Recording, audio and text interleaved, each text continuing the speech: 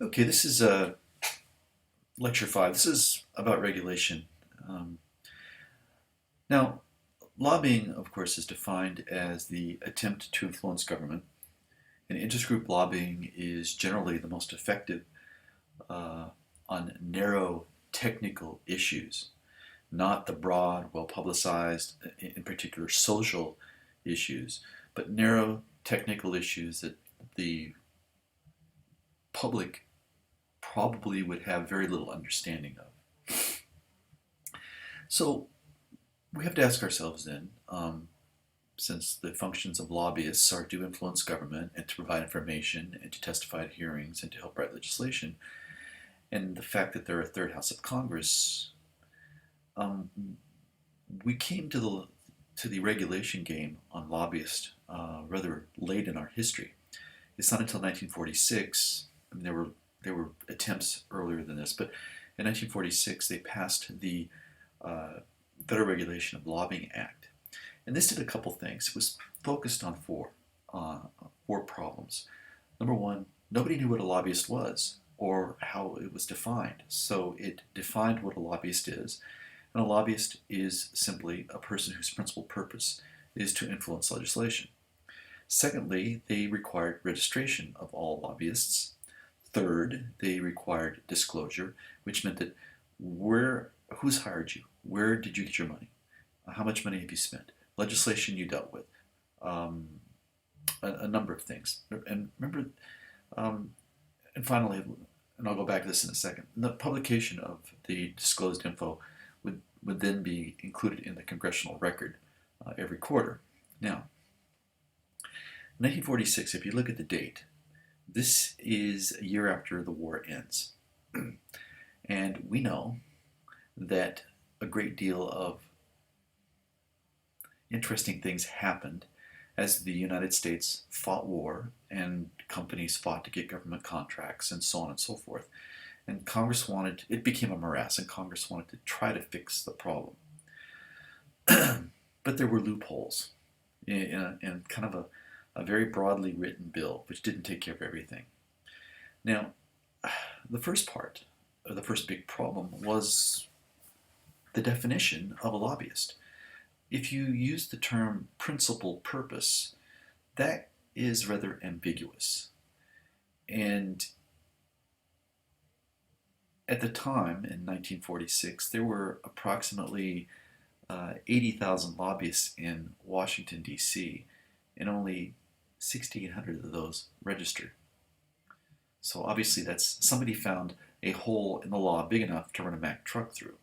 And so most lobbyists said, oh, we'll wait and see if we have to register or not. The disclosure statements were nearly filed, but nobody really was assigned to analyze exactly what they were doing and who they were dealing with and what legislation was being influenced. There was no enforcement mechanism. So when someone did something wrong, who was going to slap their hand? And few people bother to read the or check the congressional record, and it's kind of a mishmash anyways. And when a congressman or a senator doesn't like something that's been written in the record, he or she can go back and have it changed. And perhaps the worst thing was the act only covered the lobbying of Congress. It had no impact at all on lobbying of the executive branch.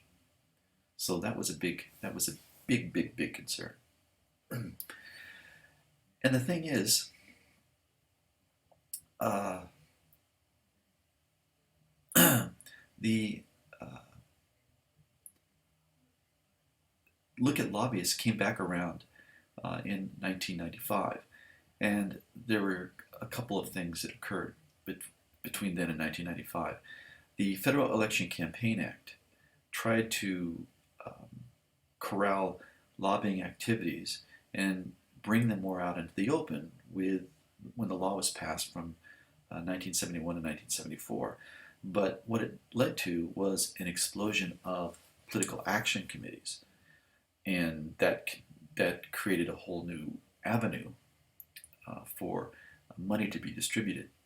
And then the second thing that occurred was a cleanup of the original law, and this was called the Lobbying Disclosure Act of 1995. And what that did was it included or expanded the definition of lobbyists to include part-time, because many people had skated by being registered as a lobbyist by saying, oh, it's not my principal purpose, I'm just a part-time player. And the law said you can't do that anymore. If you do any sort of lobbying at all, you have to register.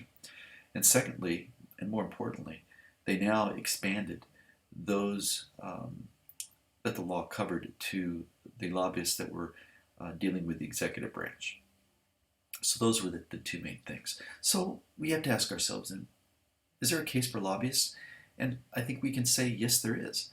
Number one, they provide, in so many cases, useful information to the government. And secondly, they provide a means of participation for people who otherwise would not have access to the halls of government. They also provide a means of representation on the basis of interest rather than geography. And consequently, it again is a linking mechanism between the government and people. So interest groups really are a third house of Congress. Their activities are also protected by the First Amendment. And when we look back at things historically, from the time that the Union was founded, money's always been spent by lobbyists. And what the law has done is now bring it out into the open. So what you have now is the old anecdote. You have old wine in new bottles. So it's always been done. Now it's more visible.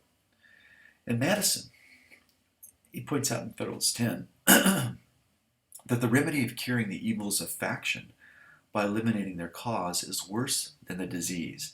The potential loss of liberty is worse than the abuses of lobbyists. And I think he's right. Oh, you know what? I screwed up here. I must have flipped a slide. Well, it's too late now, but you've got the information here, and I'll move ahead. You can go back. Now, what is the case against lobbyists? Well, the rich and the powerful are overrepresented. The poor and the average are underrepresented. Remember, just like in the fact that almost half of all PACs are business related, well, the most successful lobbying organizations are associated with business. And by safeguarding liberty, equality is sacrificed. Frankly, from my perspective, I'd rather have the liberty than the equality. Somehow things usually even out in the end, but don't truncate my liberty in pursuing what I choose to do. What has hurt, though, have been the single issue lobbies. They especially contribute to political polarization. They are the reason that hyperpluralism exists, and they're pretty much a reason why we have political gridlock at this time. The lobbies also further contribute to the diffusion of power. And what that means is that government, in trying to satisfy all these interests, have more and more difficulty in doing so, and therefore get very little done, or manage to get something passed that is so weak that you might as well not have passed it at all. And then you've got the national interest. We don't look in the broad way at things that we need to do. We look at things in a very narrow way. So regional interests, state interests, industry interests take precedent and usually beat something that is in the national interest. And someday we'll see that that's a real weakness, that if we don't remedy it, it will lead to our downfall. So when we look at the interest group system, pluralism is the hallmark of interest groups. The group system itself, though, is indispensable. You can't do without the information that it provides. You can't do without the expertise it provides.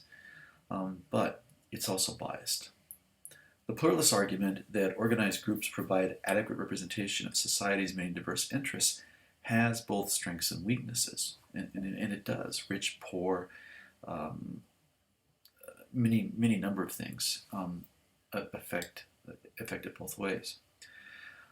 We know that group activity, especially when it comes to pluralism, is a basic component to democratic government. It's a means of representation, it's a means of political expression, and it especially is helpful in representing organized minorities and raising issues that are neglected by the party system. And I think you could see that in the Annenberg assignment that I gave you, as people fought the renewal of the Welfare Reform Act of 1996. Now, organized groups are also an additional means of determining popular sentiment, as they provide policymakers with a better picture of the policy concerns of various interests in society. So it has a feel for what's going on many times in the grassroots, rather than in the bubble of Washington or New York or Hollywood. The collective good arises out of the give and take of society's many and diverse interests. But there are flaws. Theodore Lowy, whose AP Gov book I really find indispensable, talks about interest group liberalism. And he says, he describes the tendency of officials to support the policy demands of the interest group or the groups that have a special stake in policy. And he said, it is the group, such as much as government, that decides public policy. But the problem is there's some adverse effects. There's a weakening of what we call majoritarian institutions, including Congress. And it's also an inefficient use of society's resources. Resources are finite, but interest groups, certain interest groups can make a claim on the bulk of those resources. It's probably not a very good way of the government making decisions. But there's also an economic bias. And one of the problems with pluralism is its claim that the group system is reasonably representative. Organization is a political resource that is distributed unequally in society. And that's simply true. We saw that with the Annenberg documentary.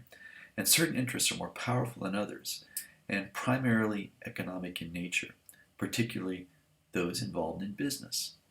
So group activity is slanted toward the upper middle class.